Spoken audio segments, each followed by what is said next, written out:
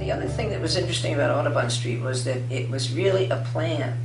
It didn't start with, let's do this, let's do that. It started with, what do we first of all want to accomplish and what do we want to do?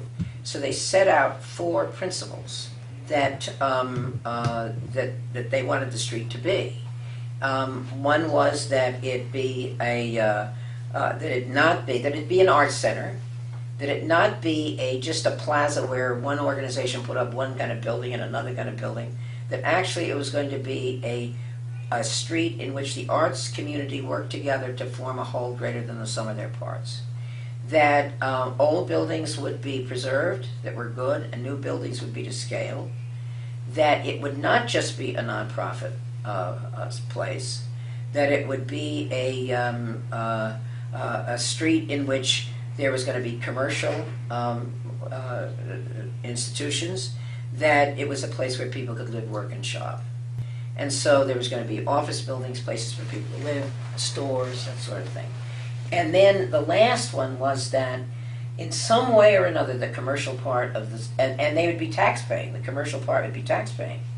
And the idea was, however, that in some way that the commercial part of the street returned money into the arts. And it started in 1964 with the founding of the Arts Council, and it was not completed until 1990. And all of those principles were met.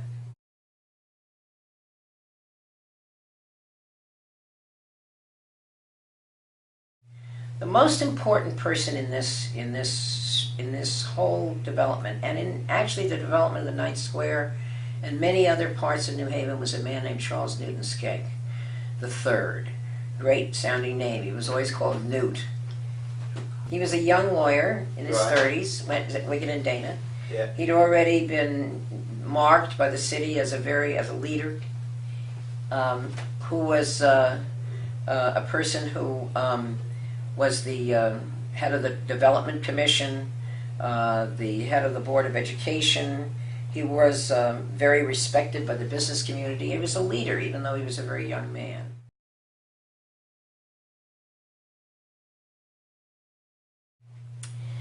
Newt and the Arts Council purchased the Foundry. They got a loan from the Connecticut Savings Bank, and they purchased the Foundry for probably very little money, and renovated it and turned it into condominiums.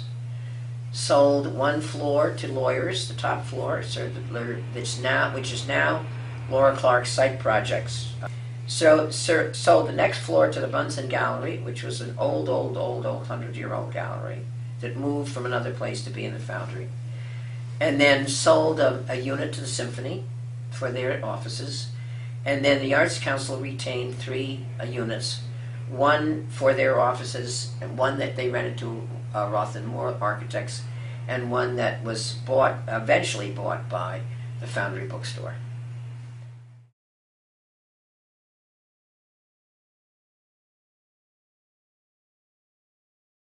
Well, one of the things that we did when we started to break ground for the George Lawrence project in 1986, we hired a person who had done who we knew had been able, a woman named Judith Johnson, who we knew had been able to do a great thing on a great book about the symphony, and she actually put together this wonderful book called Audubon Art's Taking Flight.